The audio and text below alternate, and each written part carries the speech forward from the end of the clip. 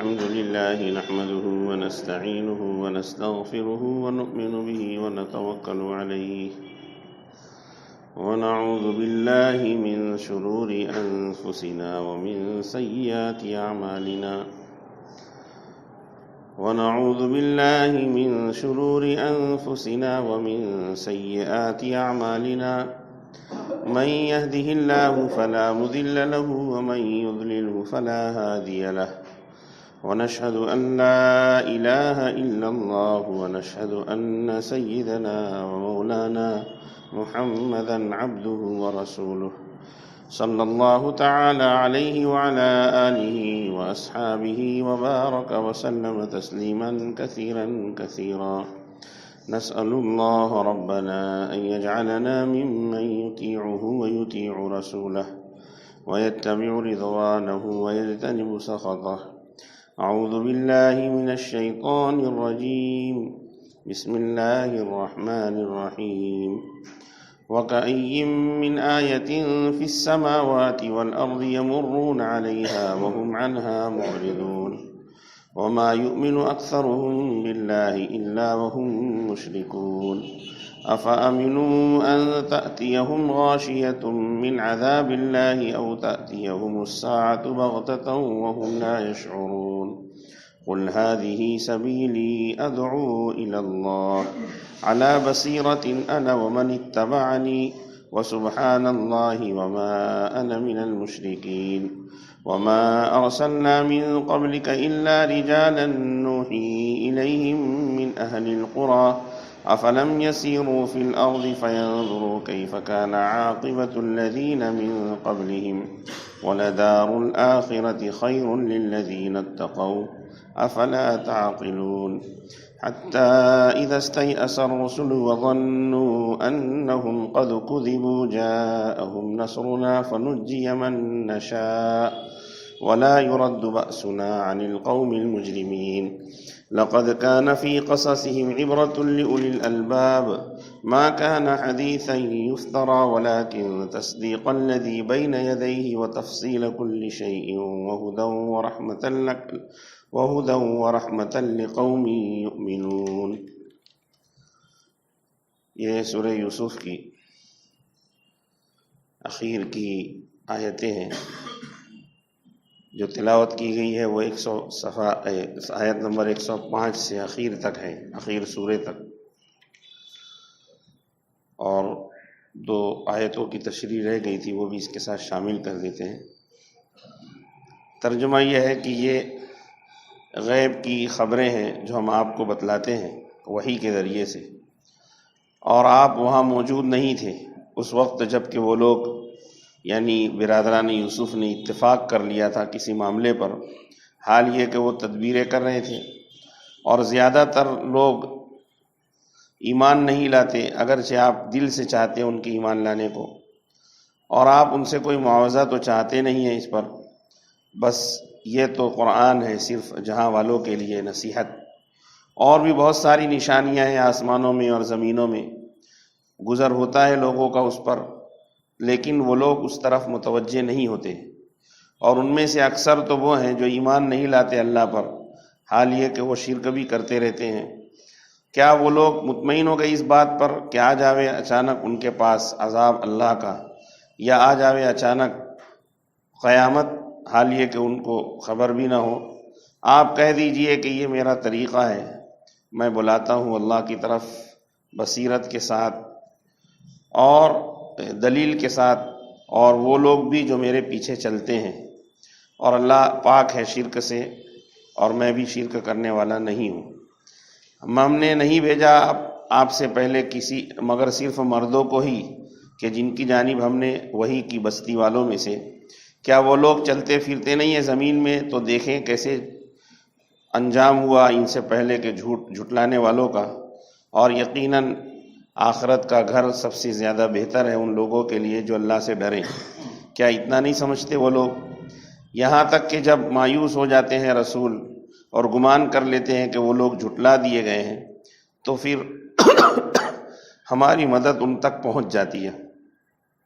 بس ہم جس کو چاہتے ہیں نجات دے دیتے ہیں اور ہمارا عذاب لوٹایا نہیں جاتا ہے مجرمین قوم سے۔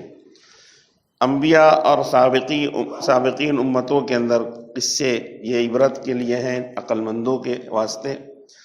یہ قرآن کریم جو گھڑا ہوا نہیں ہے اور لیکن تصدیق کرتا ہے ان باتوں کی، ان کتابوں کی جو پہلے نازل ہو چکی، اور ہر چیز کی تفصیل اس کے اندر موجود ہے، اور یہ رہنمائی ہے اور مہربانی ہے ان لوگوں کے لیے جو ایمان لانے والے ہیں۔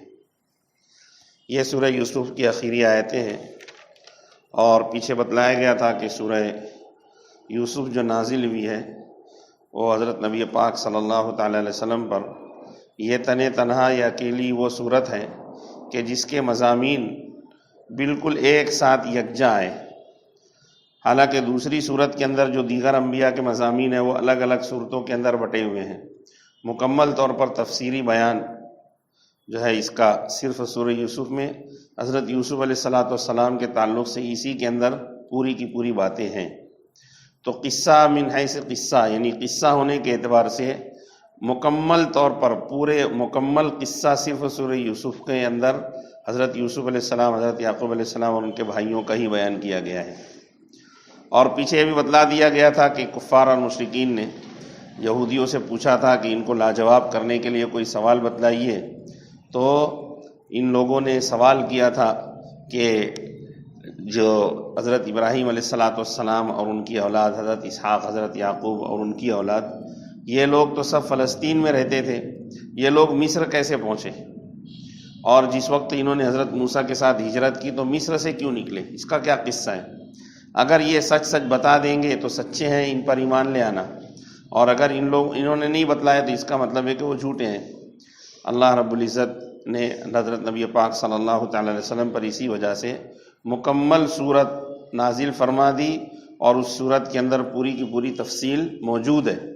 اس کے باوجود وہ لوگ ایمان نہیں لائے۔ پہلی بات تو اللہ تعالیٰ نے فرمایا کہ ذالک من انباء الغیب نوحیہ الیک، ایک شبہ ان کو یہ نہ ہو جائے کہ حضرت نبی پاک صلی اللہ تعالی علیہ وسلم تو مکہ کے باہر کا سفر آج تک انہوں نے صرف 2 مرتبہ نبی پاک صلی اللہ علیہ وسلم شام گئے۔ پہلی مرتبہ گئے، زیادہ بچپن تھا تو اس وقت راہب اور پادریوں کے بولنے پر آپ کو واپس کر دیا گیا تھا۔ ظاہر بات ہے اس وقت بھی کسی قسم کا علم حاصل کرنے کا کوئی موقع آپ کو میسر نہیں ہوا، اور نہ کسی قسم کی معلومات آپ کو مل سکی۔ اس کے بعد جب آپ 20-22 سال کی عمر کے ہوئے تو اس وقت تجارت کے مال لے جانے کے لیے درخواست کی، تو تجارت کا مال لے گئے، اور جو ہے جو حضرت خدیجہ رضی اللہ تعالیٰ عنہ جو آپ کی بعد میں بیوی بنی، زوجہ مطہرہ، تو ان کا مال لے کر کے گئے تھے، اور جس کی وجہ سے بہت زیادہ نفع ہوا۔ اس میں بھی تجارت کے اندر اتنے زیادہ مشغول رہے کہ وہاں راہبوں سے، پادریوں سے اور دیگر لوگوں سے کچھ ملنے کی نوبت نہیں آئی۔ تو ہوش و حواس کے اندر یہ ایک سفر یہ ہوا۔ اس کے بعد دوسرا سفر جب کہ اپنے غلام میسرہ کے ذریعے سے خدیجہ رضی اللہ تعالیٰ عنہ نے معلوم کیا کہ آمدنی بہت زیادہ ہوئی ہے، تو پھر تشریف لے گئے۔ تو اس طرح 2 ہوش و حواس کے اندر سفر کیے، لیکن آپ نے کسی عالم سے، کسی پادری سے، کسی راہب سے اس وقت ملاقات نہیں کی۔ سب اس بات پر متفق ہے کہ آپ کے علم حاصل کرنے کا ذریعہ آپ کا سفر نہیں ہوا۔ مکہ کے اندر آپ نے پوری زندگی گزاری، 40 سال، شادی شدہ زندگی بھی، غیر شادی شدہ زندگی بھی، یعنی جس وقت سے پیدا ہوئے اس وقت سے لے کر آپ زیادہ تر زندگی کا حصہ مکہ میں ہی رہے۔ تو ظاہر بات ہے مکہ کے اندر کوئی اہل علم نہیں تھا، علم حاصل کرنے کی کوئی جگہ نہیں تھی، تو آپ نے نہ مکہ کے اندر علم حاصل کیا، نہ مکہ کے باہر علم حاصل کیا۔ تو یہ حضرت یوسف علیہ السلام، ان کے والد حضرت یعقوب علیہ السلام اور ان کے بھائیوں کا قصہ آپ کو کیسے پتہ چلا؟ تو اللہ فرما رہے کہ ذالک من انباء الغیب نوحیہ الیک، یہ غیب کی خبریں ہیں، غیب کی خبریں ہیں جو آپ کو پہلے سے معلوم نہیں تھی، ہم نے آپ کو بتلائی ہے وحی کے ذریعے سے، جس سے بات صاف ظاہر ہو گئی کہ آپ اللہ کے رسول ہیں، منتخب بندے ہیں۔ اس لیے کہ آپ اللہ کے رسول نہیں ہوتے تو آپ کو خبریں کیوں بتلائی جاتی؟ آپ کو علم نہیں ہوتا۔ لیکن یہ بات سچائی سامنے آ گئی کہ حضرت نبی پاک صلی اللہ تعالی وسلم کو اللہ نے بتلایا اور آپ اللہ کے نبی ہیں اس لیے بتلایا، اس لیے آپ پر ایمان لانا ہے، اس کے باوجود ہٹ دھرمی کر کے وہ ایمان نہیں لائے۔ وما كنت لديهم إذ أجمعوا أمرهم يمكرون۔ اب تیسری بات یہ رہ جاتی ہے کہ یہ جو قصہ پیش آیا ہو سکتا ہے آپ کے سامنے پیش آیا ہو، تب ظاہر بات ہے کہ تو برسوں پہلے کا قصہ ہے، چند سالوں سے پہلے یا چند مہینوں کا قصہ نہیں ہے۔ یعنی حضرت ابراہیم علیہ الصلوۃ والسلام جو بانی کعبہ تھے ان کے پوتے پڑ پوتوں کا قصہ ہے یہ۔ ظاہر بات ہے اس وقت بھی آپ نہیں تو وما كنت لديهم إذ أجمعوا أمرهم يمكرون، یہ لوگ طے کر رہے تھے، سازش کر رہے تھے آپ کے خلاف، یعنی حضرت یوسف علیہ السلام کے خلاف، اس وقت بھی آپ موجود نہیں تھے۔ وما اکثر الناس ولو حرصت بمؤمنین، لیکن آپ کی حرص اور آپ کی چاہت اور آپ کی دلی تمنا کے باوجود یہ اکثر زیادہ تر لوگ مکہ والے ایمان لانے والے نہیں ہیں، بات ماننے والے ہیں نہیں، اس لیے کہ یہ تو صرف سوال اس انداز سے کرتے ہیں تاکہ جان چھوٹ جائے، جان چھڑانے کے لیے سوال کرتے ہیں، اور وہ اکثر زیادہ تر ایمان لانے والے نہیں ہیں۔ اور اگر وہ ایمان لاویں تو آپ کا کیا نفع اور کیا نقصان؟ اگر وہ ایمان لاوے تو آپ کا کیا نفع، اور اگر وہ ایمان نہ لاوے تو آپ کا کیا نقصان؟ اس لیے کہ اللہ کے نبی جو ہیں دین کی دعوت پر کوئی اجرت تو لیتے نہیں ہیں کہ چلو بھائی اتنے ایمان لے آئے تو اتنی اجرت نبی پاک صلی اللہ علیہ وسلم کی۔ تو ہو سکتا ہے کہ دل کے اندر ایک خیال ہو کہ اتنا کیوں چاہتے ہیں کہ یہ ایمان لے آوے، کیا وجہ ہے اس کی، کوئی دنیاوی مسئلہ ہے؟ تو اللہ نے فرمایا وما تسألهم علیہ من اجر، آپ تو ان سے کوئی اجرت بھی نہیں طلب کرتے، تو ان کے ایمان لانے سے آپ کو کیا فائدہ؟ سوال پیدا ہوتا ہے نا۔ اور اگر وہ ایمان نہ لاوے تو آپ کا کیا نقصان ہے اس میں؟ آپ تو کوئی اجرت لیتے نہیں ہیں۔ تو اس کا مطلب یہ ہوا کہ یہ تو صرف ایک نصیحت ہے، ایک پیغام ہے جو اللہ تعالیٰ نے آپ کو اس کا جو ہے اس کا ذمہ دار بنا کر کے بھیجا ہے، آپ سنا دیتے ہیں، بس آپ کی اجر اجرت اللہ کے پاس ہے، تو ان کو ایمان لے آ جانا چاہیے۔ یہ بھی ایک دلیل ہے کہ اگر نبی پاک صلی اللہ تعالی وسلم کچھ اجرت طلب نہیں کر رہے ہیں تو ان کفار اور مشرکین مکہ کے ایمان لانے یا نہ لانے کے اندر ان کا ذاتی نفع اور نقصان ہے، نبی پاک صلی اللہ تعالی علیہ وسلم کا کوئی نفع اور نقصان نہیں ہے۔ یہ تو سب اللہ کی نشانیاں ہیں، ان نشانیوں میں سے اتنی ہی بات پر غور و فکر کر لیتے تو ان کے ایمان کے لیے کافی تھا۔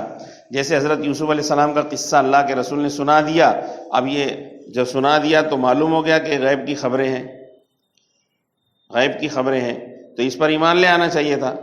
یہ تو ایک بہت بڑی نشانی ہو گئی جو انہوں نے طلب کی، ورنہ زمین اور آسمان کے اندر سینکڑوں ہزاروں بے شمار نشانیاں ایسی ہیں کہ یہ لوگ ان نشانیوں کو دیکھتے ہیں، گزرتے ہیں، وہاں سے غور و فکر بھی نہیں کرتے، بس یوں ہی گزر جاتے ہیں۔ تو اللہ نے فرمایا وَكَأَيٍّ مِّنْ آیَةٍ فِي السَّمَاوَاتِ وَالْأَرْضِ، کتنی ہی زیادہ نشانیاں ہیں آسمان میں بھی اور زمین میں بھی، لیکن یہ اس پر گزرتے ہیں، وَهُمْ عَنْهَا مُعْرِضُونَ، اور غفلت سے گزر جاتے ہیں، غور و فکر ہی نہیں کرتے۔ اس کے اندر تمام انسان شامل ہیں، جو ایمان والے ہیں ان کے ایمان میں زیادتی ہوتی ہے، اللہ کی محبت اور معرفت میں اضافہ ہوتا ہے۔ اگر اللہ کی نشانیوں پر غور و فکر کریں اور زمین و آسمان کی قدرت کی باتوں پر غور و فکر کریں، جیسے ہم لوگوں کی عادت ہے کہ بھئی اچھا منظر، انوکھی چیز دیکھنا، لیکن اس طور پر دیکھنا کہ اس کے ذریعے سے بنانے والے کی پہچان حاصل ہو کہ اتنی بہترین چیز، اتنی زبردست ایسی چیزیں ہیں جو انسان کی آنکھوں کو سکون دیتی ہے، دلوں کو اچھی کیفیت دیتی ہے، ان کے دماغ کو سکون دیتی ہے اور ان کو غور و فکر پر آمادہ کرتی ہے۔ اگر غور و فکر کریں گے تو بہت اتنا بولیں گے کیا واہ واہ، کتنا اچھا منظر ہے، کتنا اچھا یہ ہے، جانور کتنا اچھا ہے، یہ فلاں یہ کتنا اچھا ہے۔ لیکن اس پر غور و فکر اس انداز سے کیا جائے جس سے اللہ کی محبت اور معرفت حاصل ہو، اکثر لوگوں کی عادت نہیں ہے۔ جب اکثر لوگ جو ہے جس کے اندر ایمان غیر ایمان والے سب داخل ہیں تو کفار اور مشرکین کی بھی یہی عادت ہے۔ تو اگر انہوں نے یوسف علیہ السلام کے قصے کا مطالبہ کر کے اس کے باوجود یہ ایمان نہیں لائے تو کوئی حیرت کی بات نہیں ہے۔ حضرت نبی پاک صلی اللہ تعالی علیہ وسلم نے بہت امید اور تمنا آرزو تھی، آپ کو ہے حرص تھا کہ میں نے تو قصہ یوسف سنا دیا ہے، اللہ نے بتا دیا تھا، تو ان کو تو ایمان لے آنا چاہیے تھا۔ تو دل کی جو تکلیف تھی اس کو دور کرنے کے لیے اللہ رب العزت نے فرمایا کہ یہ کیا ایمان لائیں گے، اس جیسے بہت سارے انسان ہیں، زمین آسمان کی بے شمار نشانیاں دیکھتے ہیں، یہ اس کو دیکھ کر کے ایمان نہیں لاتے، تو آپ نے تو صرف سورہ یوسف کا ان کا مطالبہ پورا کر دیا، یہ ایمان نہیں لائے تو کوئی فکر اور رنج اور غم مت کرو۔ اور پھر یہ بھی فرمایا کہ وَمَا يُؤْمِنُ أَكْثَرُهُم بِاللَّهِ إِلَّا وَهُمْ مُشْرِكُونَ، کہ اکثر لوگ جو خدا کو مانتے بھی ہیں، اللہ پر ایمان بھی لاتے ہیں، لیکن وہ بھی شرک کرتے ہیں۔ اب یہ ہے کہ اگر ایمان لے آئے تو پھر شرک کیسا؟ تو اس جگہ مفسرین نے کہا کہ اصل جو چیز ہے وہ عقیدہ توحید اور اللہ تعالیٰ کی جو ہے اللہ کی معرفت حاصل کر کے اللہ کے پر کامل یقین حاصل کرنا۔ اگر کوئی شخص کلمہ پڑھ لیا لیکن کلمہ پڑھنے کے بعد اب بھی وہ اللہ کو بھی خوش کر رہا ہے اور بندوں کو بھی خوش کرنے کی کوشش میں لگا ہوا ہے، تو یہ بھی تو شرک ہے نا۔ اس کو شرک اصغر کہتے ہیں، ریاکاری کہتے ہیں۔ ریاکار کیا کرتا ہے؟ عبادت کر رہا ہے اس نیت سے کہ لوگ مجھے عبادت گزار سمجھے، اللہ کے راستے میں خرچ کر رہا ہے تاکہ لوگ سمجھے کہ یار دیکھو کتنا دیتا لیتا ہے۔ اسی طرح اگر عالم ہے، اپنے علم سے دوسروں کو فائدہ پہنچا رہا ہے، یہ سوچ رہا ہے کہ مجھے بڑا عالم سمجھا جائے، تو یہ بھی شرک ہے۔ تو یہ اللہ کے علاوہ کو خوش کرنا تو اس میں داخل ہے۔ تو اللہ تعالیٰ نے بطور تسلی کہ حضرت نبی پاک صلی اللہ تعالی وسلم کو فرمایا کہ اے محمد صلی اللہ تعالی وسلم، آپ پر ایمان لانے والے بھی تو بہت سارے ایسے ہیں جو شرک خفی میں مبتلا ہیں، بتوں کی پوجا نہیں کرتے، اللہ کے ساتھ کسی کو کارساز اور شریک نہیں مانتے، اللہ کی ذات اور صفات میں شرک نہیں کرتے، لیکن عبادتیں جو کرتے ہیں، طاعتیں جو کرتے ہیں، اس میں اللہ کے علاوہ سے بھی اجر کی اور بھلائی کی امید رکھتے ہیں، حالانکہ اجر دینے والی ذات صرف اور صرف اللہ کی ہے، اس لیے عمل بھی اسی کے لیے کیا جائے گا۔ تو یہ تسلی کے طور پر کہہ رہے ہیں۔ اسی کے ساتھ ساتھ بیان یہ بھی ہو گیا کہ اصل تو ہے توحید میں پختگی، یعنی ہر وقت اللہ کو خوش کرنے کا جذبہ ہونا چاہیے۔ اگر اللہ کو خوش کرنے کا جذبہ نہیں ہے تو لاکھ کلمہ ایمان زبان سے پڑھ رہے ہیں لیکن یہ جھوٹا ہے، اس لیے کہ دل میں تو بندوں کو خوش کرنے کی تمنا اور طلب ہے۔ اس لیے اللہ نے فرمایا کہ بہت سارے ہیں، وما یؤمن اکثرهم باللہ، بہت سارے وہ لوگ جو اللہ کی ذات پر ایمان نہیں لاتے، حال یہ کہ وہ مشرک ہوتے ہیں۔ تو جو مشرک ہیں وہ تو ہیں، بہت سارے ایمان والے بھی شرک خفی میں مبتلا ہیں، وہ بھی تو کامل ایمان نہیں لاتے، اس لیے آپ کو غم کرنے کی ضرورت نہیں ہے۔ اور پھر بطور تسلی کے یہ بھی کہا کہ یہ جو کفار مشرکین مکہ ہیں، یہ لوگ ایمان کیوں نہیں لاتے؟ کیا وہ اس بات سے بے خوف ہو گئے کہ اللہ کا عذاب جو گھیر لینے والا ہے اچانک آ جائے ان پر، جیسے پچھلی قوموں پر آ چکا ہے؟ اس سے بے خوف ہے وہ؟ اور یا یہ کہ پھر قیامت ہی آ جائے اچانک، وہ غافل ہوں، ان کو کوئی احساس نہ اور قیامت آ جائے تو یا تو اچانک قیامت آ جائے گی، اور یہاں پر مراد اس سے قیامت بڑی قیامت، قیامت کبریٰ نہیں بلکہ قیامت صغریٰ بھی ہو سکتا ہے، اس لیے کہ نبی پاک صلی اللہ علیہ وسلم نے فرمایا کہ بندے کے اوپر بھی قیامت طاری ہوتی ہے، یعنی موت طاری ہوتی ہے، اس لیے کہ آدمی مر گیا تو مرنے کے بعد گویا کہ اب قیامت کا منظر اس کے سامنے آ گیا نا۔ قیامت میں کیسے ہوگا؟ سب حیران پر یہ جو ہے مر کھپ جائیں گے، سب کوئی باقی نہیں رہے گا، فنا ہو جائیں گے۔ تو پہلی فنا جو شروع ہوتی ہے وہ موت سے شروع ہوتی ہے۔ تو جس شخص کی موت آ گئی وہ تو پہلے ہی جب سور پھونکا جائے گا تو پہلے سور پھونکنے میں جو زندہ ہوں گے سب مر جائیں گے نا، تو جو پہلے سے مرا ہوا اس پر تو قیامت پہلے ہی آ گئی، اس لیے اس کو موت کو قیامت صغریٰ کہتے ہیں کہ مرنے والے پر قیامت پہلے سے آ گئی ہے۔ تو اس میں سب داخل ہیں کہ یا تو ان کی موت آ جاوے، توبہ کی توفیق نصیب نہ ہو، یا ہے کہ قیامت ہی آ جاوے، اور نہیں تو پھر اللہ کا عذاب آئے گا۔ تو اللہ کے رسول آپ غم مت کیجئے، اور یہ ان کی بے خوفی سے تعجب بھی کر رہے ہیں اللہ تعالیٰ۔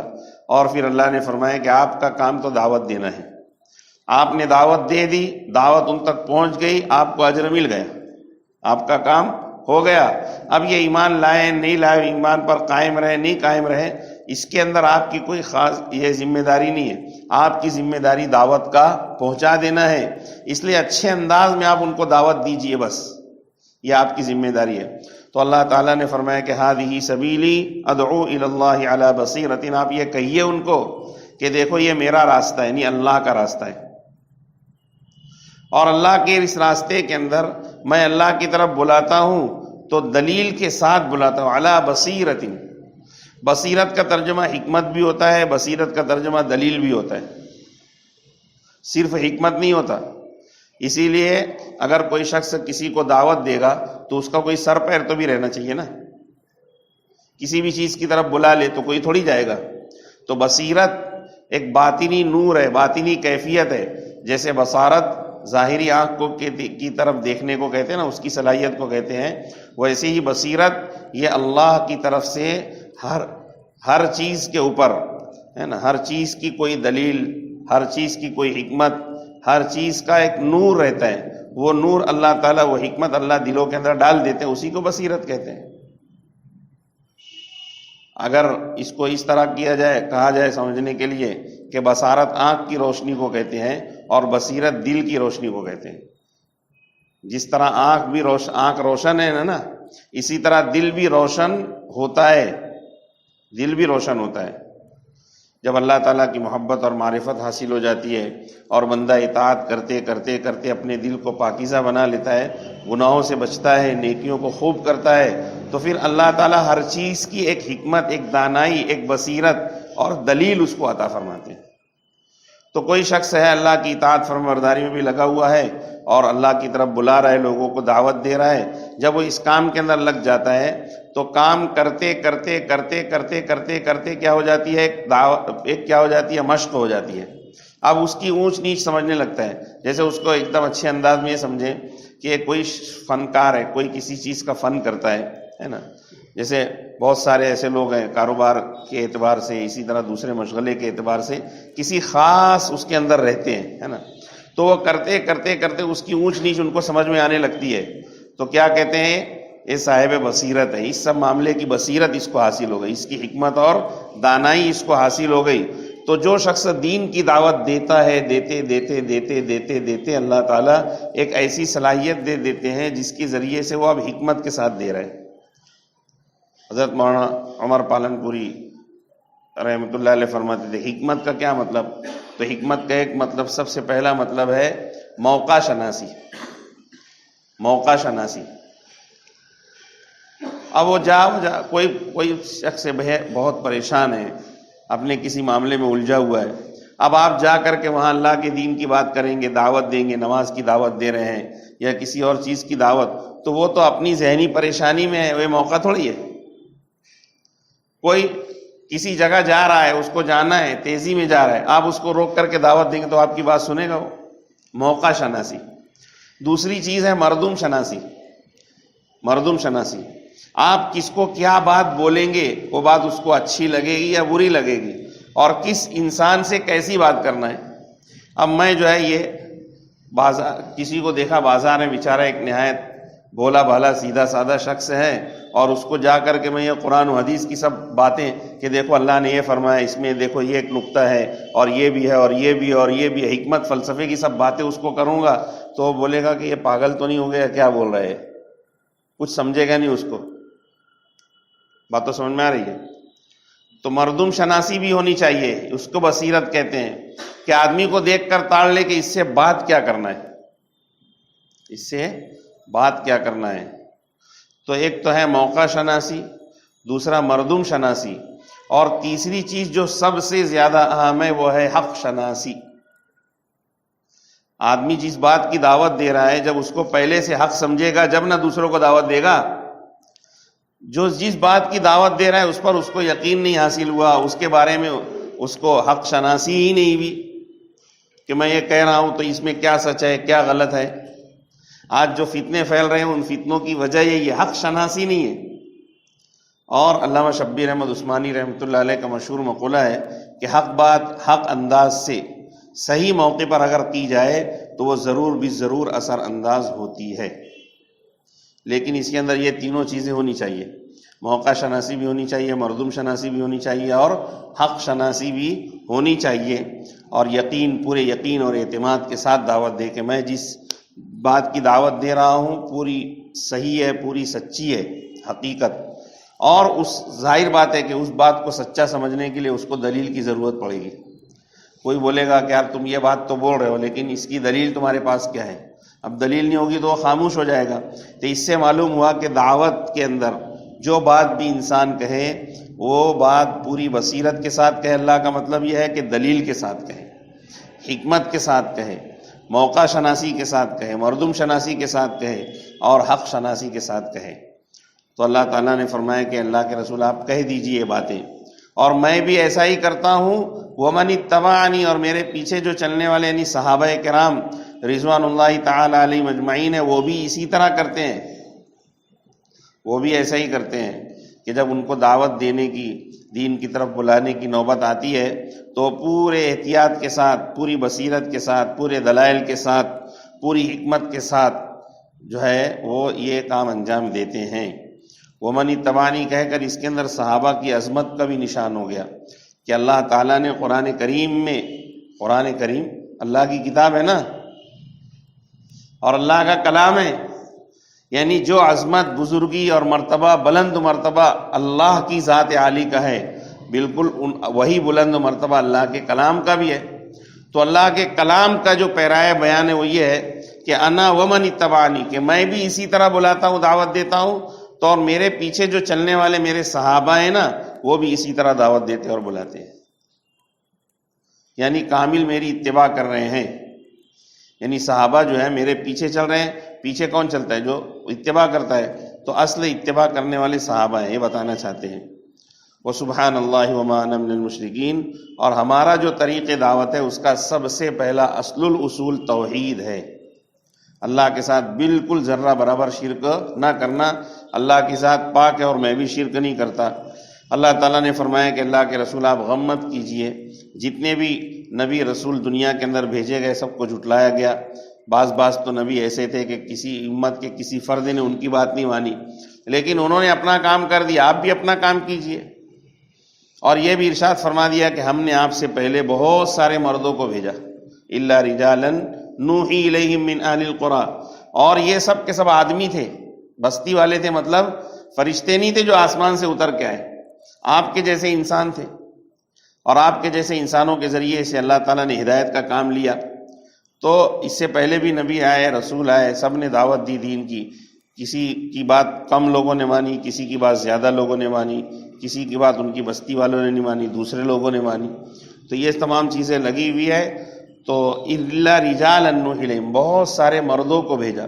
اس سے ایک بات صاف اور واضح ہو گئی کہ عورتوں میں کوئی نبیہ اور رسول نہیں ہوئی، کسی بھی عورت کو اللہ تعالیٰ نے نبی اور رسول نہیں بنایا۔ کیوں نہیں بنایا؟ اب ہم پر اسلام پر اعتراض ہے نا، یہ عورت کو حصہ نہیں دیتے، عورت کو حصہ نہیں دیتے، مطلب یہ ہے کہ عورت کو الگ کرتے ہیں، مرد کو الگ کرتے ہیں، جبکہ انسانیت کے اعتبار سے صرف صنفی فرق ہے کہ یہ مرد ہے اور یہ عورت ہے۔ تو جیسے مرد نبی اور رسول ہوئے تو ویسے عورت میں بھی ہونا چاہیے تھا نا، یہ تو ناانصافی ہو گئی۔ سادھو ہوتے تو سادھوی بھی ہوتے ہیں، ہے نا، ربی ہوتے ہیں تو ان کے ساتھ وہ نن وغیرہ بھی رہتی ہے، ایسے ہمارے یہاں بھی علماء رہتے ہیں، عالمات بھی رہتی ہے۔ تو ان لوگوں کے ہاں تصور یہ ہے کہ دیوی اور دیوتا دونوں ہوتے ہیں نا، تو اس وجہ سے مسلمانوں کے اندر بھی جو نبی ہیں، رسول ہیں، اس میں مرد بھی ہونے چاہیے تھے اور عورتیں بھی ہونی چاہیے تھی۔ کیوں نہیں ایسا؟ تو سب سے پہلی بات تو یہ سمجھیں کہ اللہ تعالیٰ نے مردوں کو اور عورتوں کو دو الگ الگ کام دیے۔ عورتوں کا کام گھر کی اندر توجہ دینا، اولاد کی پرورش کرنا، گھر کے کام سنبھالنا ہے۔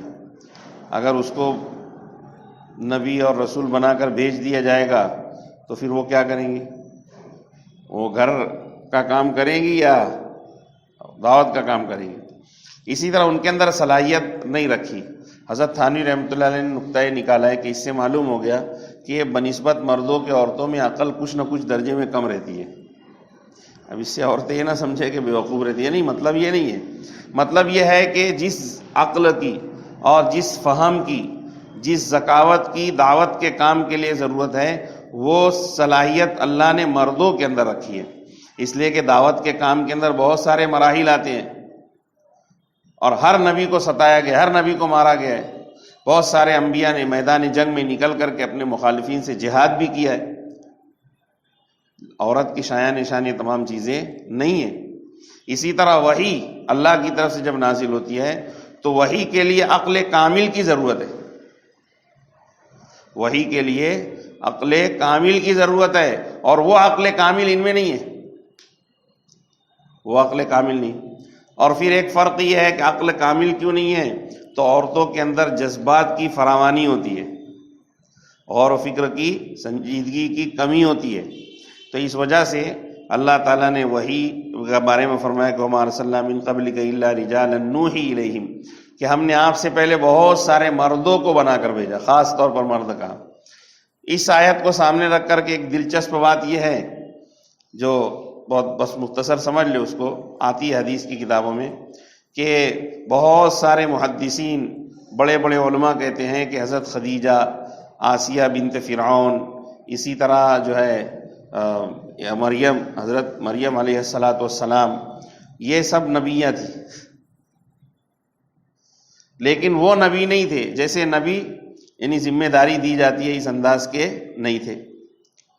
تو لیکن اکثر علماء امت یہی کہتے ہیں کہ کسی بھی عورت کو، کسی بھی خاتون کو، چاہے وہ کتنے بھی بلند درجے پر پہنچ گئی ہو، جیسے حضرت مریم علیہ السلام کو حضرت اللہ تعالیٰ نے فرمایا وَأُمُّهُ صِدِّیقَةٌ، یعنی حضرت عیسیٰ کی جو والدہ ہیں وہ صدیقہ ہیں. اور حضرت یوسف علیہ السلام کو اللہ نے صدیق کہا، حضرت اسماعیل علیہ السلام کو اللہ نے صدیق کہا، حضرت ادریس علیہ السلام کو اللہ نے صدیق کہا. تو جیسے نبی کو صدیق کہا ویسے حضرت مریم کو بھی صدیقہ کہہ رہے ہیں. تو اس کا مطلب یہ ہوا کہ دونوں سب برابر ہیں، یہ لوگ، یہ صدیق ہے تو صدیقہ ہے. بات سمجھ میں آ رہی ہے؟ اس وجہ سے کہا کہ یہ بھی نبیہ تھی. اور جو مصائب، تکلیفیں، پریشانیاں حضرت مریم پر آئی، اسی طرح آسیہ بنت فرعون کے اوپر آئی، تو حضرت نبی پاک صلی اللہ علیہ وسلم نے ارشاد فرمایا کہ عورتوں کے اندر باکمال بہت کم عورتیں ہوئی ہیں، لیکن مریم جو ہے وہ امرات عمران اور آسیہ امرات فرعون جو ہے یہ بہت باکمال ہوئی ہیں. اور حضرت خدیجہ رضی اللہ تعالیٰ عنہا کو عورتوں پر ویسی ہی فضیلت حاصل ہے جیسے اللہ کے رسول نے فرمایا کہ سرید کو تمام کھانوں پر فضیلت حاصل ہے. اور حضرت عائشہ کی بھی فضیلت بیان فرمائی. حضرت فاطمہ کے تعلق سے کہا کہ جنتی عورتوں کی سردار ہے. اب جنتی عورتوں میں تو پرانے زمانے کی انبیاء کی بیویاں، ان کے گھر والی، ان کی بیٹیاں بھی ہیں نا، لیکن حضرت فاطمہ سردار رہے گی. اس کا مطلب یہ ہے کہ ان کا درجہ کچھ نہ کچھ تو ہے.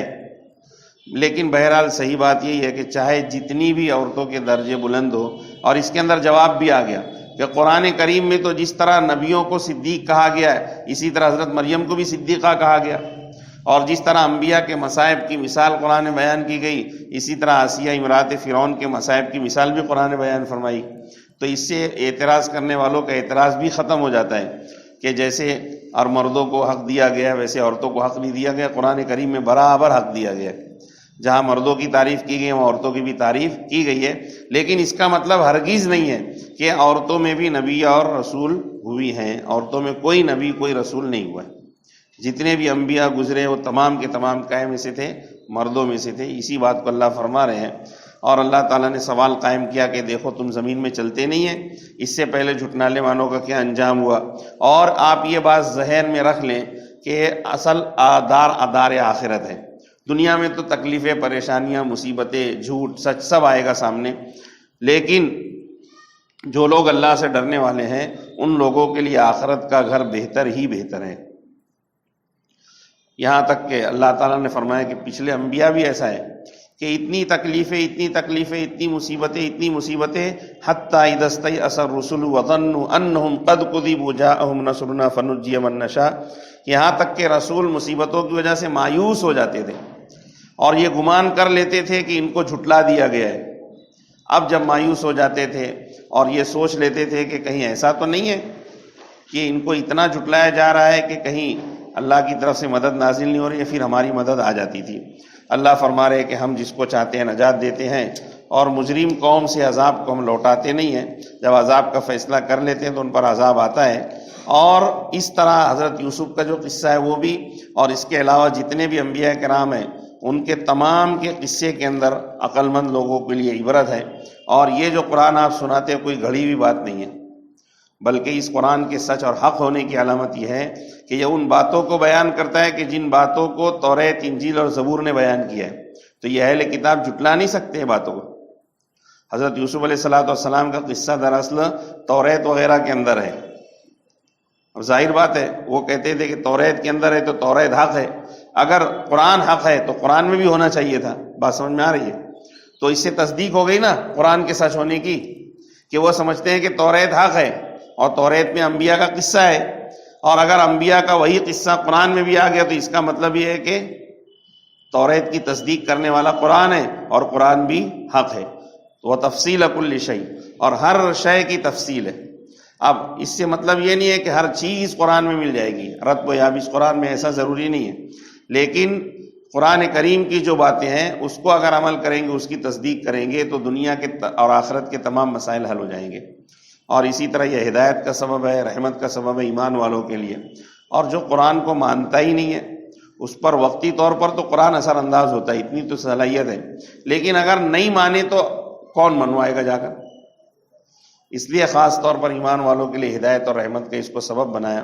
بہرحال یہ حضرت یوسف علیہ السلام کا قصہ اس صورت سے شروع میں بیان کیا گیا تھا، اور آخر ایک رکوع پہلے بھی آپ کے قصے کا اختتام ہوا. اور پورے قصے کا جو حاصل تھا وہ تھا تقوی، صبر اور تقوی. آخر میں بھی اس کو ہی بیان کیا ہے، وَلَدَارُ الْآخِرَةِ خَيْرٌ لِلَّذِينَ اتَّقَوْا. جو لوگ تقوی اور صبر اختیار کرتے ہیں، اللہ سے ڈر اختیار کرتے ہیں، دراصل ان کے لیے دار آخرت ہے. دنیا تو کیسے بھی گزر جائے گی، دنیا کے مقابلے میں، آخرت کے مقابلے میں دنیا کی زندگی کی کوئی حیثیت نہیں ہے. تو دنیا میں کامیاب ہونا ہو تو حضرت یوسف علیہ السلام کا قصہ سامنے رکھو. دنیا میں ترقی کرنا ہو، ہے نا، بزنس میں ترقی کرنا ہو، کھیتی باڑی میں ترقی کرنا ہو، اسی طرح حکومت چلانا ہو، سب دیا نا اللہ تعالیٰ نے. حضرت یوسف کو کیا نہیں دیا؟ زراعت کی حکمت بتلا دی نا، کیسے کھیتی کریں گے، کیسے رکھیں گے، تو وہ صلاحیت بھی حضرت یوسف علیہ السلام میں. وزارت خزانہ، وزیر خزانہ بھی رہے نا حضرت یوسف علیہ السلام، پھر بعد میں آخر میں بادشاہ رہے. تو حکومت بھی، سلطنت بھی، زراعت بھی، اور اسی طرح پیشہ تجارت وغیرہ کس انداز سے حکومت چلانا، یہ تمام چیزیں اگر دنیاوی اعتبار سے بھی اگر کامیابی حاصل کرنا ہے تو بھی حضرت یوسف علیہ السلام کے قصے کو دیکھو. اور حضرت یوسف علیہ السلام کی کامیابی حاصل کرنے کا جو دو راز تھا، صبر اور تقوی، وہ اصل ہے جس سے اللہ تعالیٰ دنیا میں بھی عزت، رفعت، سربلندی عطا فرمائیں گے اور آخرت کے اندر بھی. اور اگر ایمان ہے، تقوی نہیں ہے، اللہ کا ڈر نہیں ہے، گناہوں سے بچنا نہیں ہے، تو پھر اگر ظاہری طور پر دنیا کے نقشے ہو تو بھی اللہ تعالیٰ اسے محروم کر دے گا.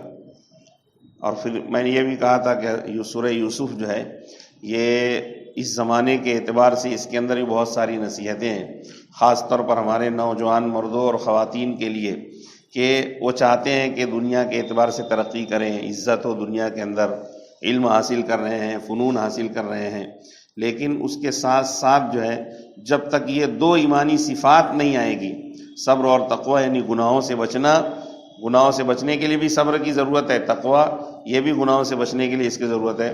اپنے آپ کو نفس اور شیطان کے حوالے نہ کرتے ہوئے گناہوں سے بچ کر اپنے علم و فنون کے حاصل کرنے کے بعد اس کو برتنے میں زندگی گزاریں گے تو اللہ تعالیٰ نے جیسی عزت حضرت یوسف علیہ السلام کو دی ویسی عزت آج کے لوگوں کو بھی مل سکتی ہے.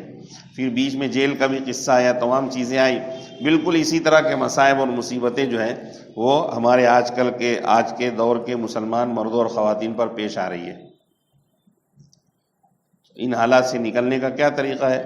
تو حضرت یوسف علیہ السلام جیسے نکلے تھے وہی طریقہ ہے کہ حضرت یوسف نے صبر اختیار کیا اور تقوی اور پاک دامنی اختیار کی، زنا میں اور دیگر چیزوں کے اندر وہ نہیں پڑے، تو اللہ تعالیٰ نے اس کی برکت سے کیا کیا، آپ کو نبوت بھی عطا فرمائی اور آپ کو حکومت اور سلطنت بھی عطا فرمائی.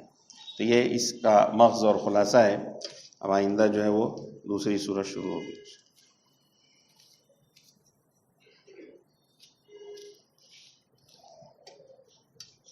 سبحانك اللهم وبحمدك وتبارك اسمك وتعالى جدك ولا إله غيرك اللهم صل وسلم وبارك على سيدنا مولانا محمد كما تحب وترضى عدد ما تحب وترضى. اے اللہ ہم سب کے سب گناہوں کو معاف فرما، ہماری خطاؤں سے درگزر فرما. اے اللہ ہمیں اپنے عیوب و ذنوب کا استحضار عطا فرما، سچی پکی توبہ کی توفیق عطا فرما.